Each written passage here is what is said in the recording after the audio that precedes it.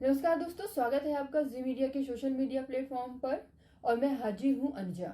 सनातन संस्कृति, हिंदू धर्म और पौराणिक कथाओं से जुड़ी कुछ रोचक घटनाओं को लेकर मैं आपके सामने हाजिर हूं। टाइम ट्रेवल यानी समय यात्रा, इसके बारे में हम सब ने सुना है। टाइम ट्रेवल के बारे में हमने किताबों, फिक्शंस और सीरियल्स के जरिए तो हमने इन चीज़ों के बारे में बहुत सुना, देखा कि कोई इंसान वर्तमान से अपने अतीत में चला जाता है या वर्तमान से अपने फ्यूचर में जाकर वापस आता है। ऐसे तो हमने फिक्शंस में बहुत देखा है। क्या कभी आपने अपनी जिंदगी में, अपने जीवन काल में कभी कोई ऐसी घटना होते या सुना है रियलिटी में? मैंने तो नहीं सुना। मेरे जीवन काल में तो मैंने ऐसी कोई घटना नहीं सुनी कि कोई वर्तमान से अपने अतीत में गया हो या अतीत से अपने फ्यूचर में जाकर वापस आया हो या फ्यूचर में ही बस गया हो। ऐसी कोई घटना मेरे जीवन काल में तो नहीं हुई। पर क्या आपको पता है कि धरती पर ऐसी कुछ एक घटनाएं हुई हैं जिन्हें हम मान्यता के आधार पर सुनी बातों को कह सकते हैं, मगर ऐसे माना जाता है कि धरती पर कुछ ऐसी घटनाएं घटी हैं जो हमें टाइम ट्रेवल का एक प्रमाण देती हैं। टाइम ट्रेवल का सबसे बड़ा प्रमाण हमें महाभारत काल में देखने को मिलता है। वैसे तो हिंदू धर्म ग्रंथों, कथाओं में ये टाइम ट्रेवल, समय यात्रा की जो घटनाएं हैं, कथाएं हैं, वो हमें अक्सर सुनने को मिल जाती हैं, देखने को पढ़ा है हमने अपनी किताबों में, अपने पुराणों में, इन सब चीज़ों में घटनाएं मिलती हैं। हालांकि वेस्टर्न जो दुनिया है, आज के वक्त है, आज के समय में ऐसी कोई घटना सामने नहीं आई है। इसीलिए कहा जाता है, खासकर मेरा मानना, मुझे लगता है कि आज कहा जाता है कि विज्ञान ने, आज के साइंस ने बहुत तरक्की कर ली है, धरती और आसमान को एक कर दिया है। पर मुझे लगता है कि आज का जो विज्ञान है, हमारे ऋषि मुनियों के विज्ञानों के आगे आज भी एक नन्हे बालक की तरह। तो चलिए आपको एक टाइम ट्रेवल से जुड़ी एक ऐसी इंसान के बारे में बताती हूँ मैं, जिसने इस टाइम ट्रेवल को फेस किया है। महाभारत काल में कृष्ण के भाई थे बलराम, और बलराम की जो पत्नी थी उनका नाम था रेवती।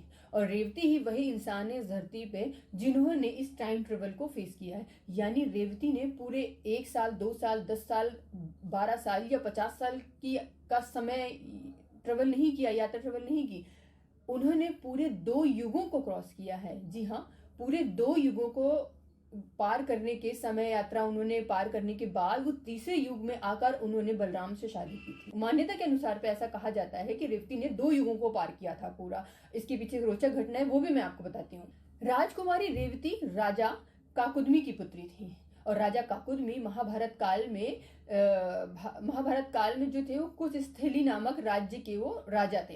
ये कुशस्थली जो है आज के समय में उसे गुजरात के द्वारिका को कहा जाता है। राजा के घर एक सुंदर पुत्री ने जन्म लिया जिसका नाम रेवती था। रेवती का जन्म अग्निकुंड की दिव्य अग्नि से हुआ था।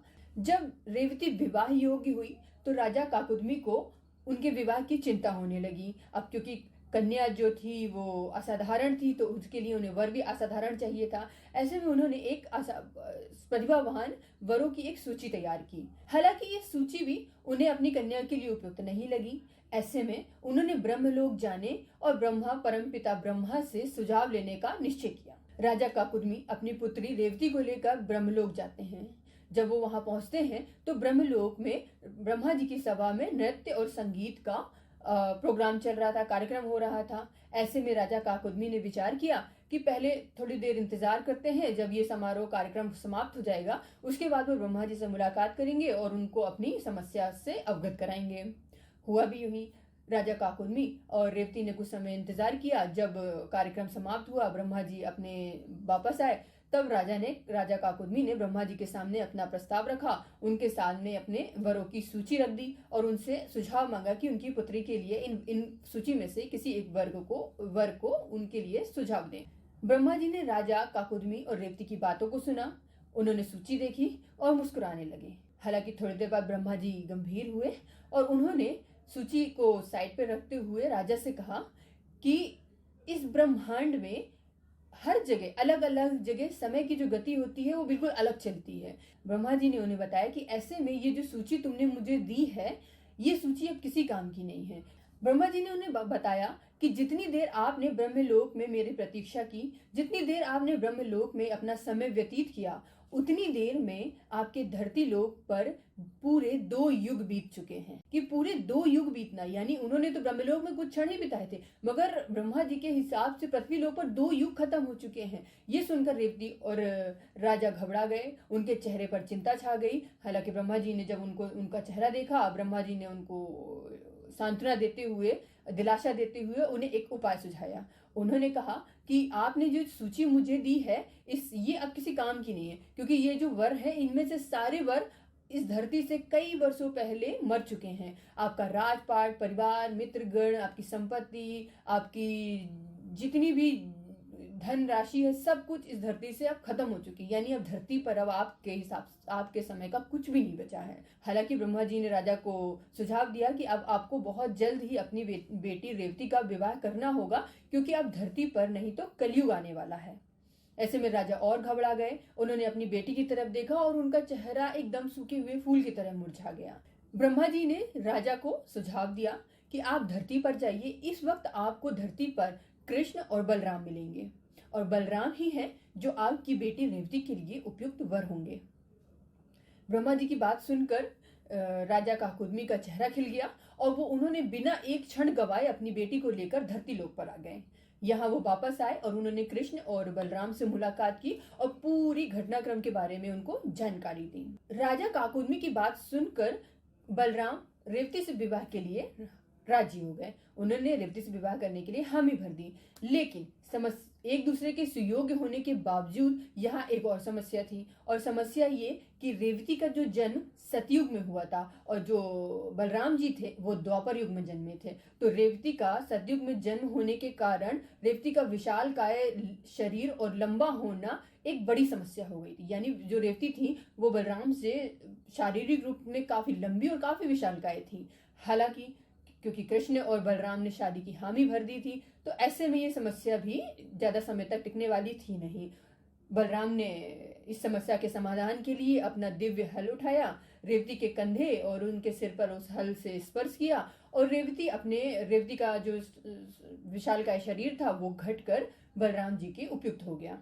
ऐसे में अब दोनों एक दूसरे के बिल्कुल सहयोगी हो गए और दोनों का विवाह हो गया और दोनों शादी के बंधन में बंध गए। तो कुल मिला के ये एक ऐसी घटना है पौराणिक कथाओं में जिसे टाइम ट्रेवल या समय यात्रा का सबसे बड़ा प्रमाण माना जाता है। ऐसी कई घटनाएं ऐसी और भी अगर हम अपने अपने पुराणों, अपने धर्म ग्रंथों को, अपने पुराने सनातन को निकालेंगे तो हमें कई ऐसी घटनाएं, कई ऐसे मान्यताएं मिल जाएंगी जो है, जो मैं आपको कभी और मौका मिला तो मैं आपको बताऊंगी उन घटनाओं के बारे में। मगर जो रेवती थी, जो सबसे बड़ा उदाहरण माना जाता है, वो रेवती को माना जाता है जिन्होंने पूरे 2 युगों को क्रॉस किया है अपने यात्रा टाइम ट्रेवल में।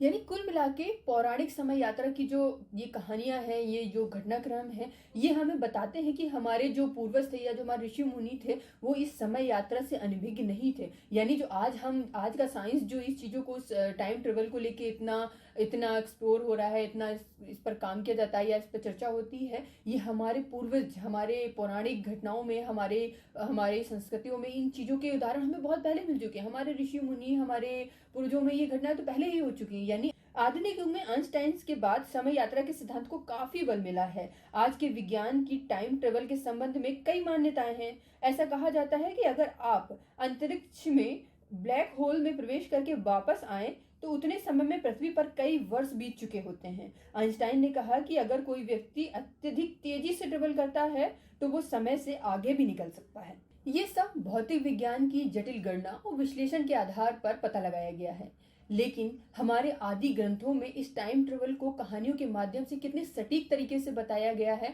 इसका उदाहरण है ये। तो कम से कम अब तो हमें अपने महान इतिहास पर गर्व तो होना ही चाहिए।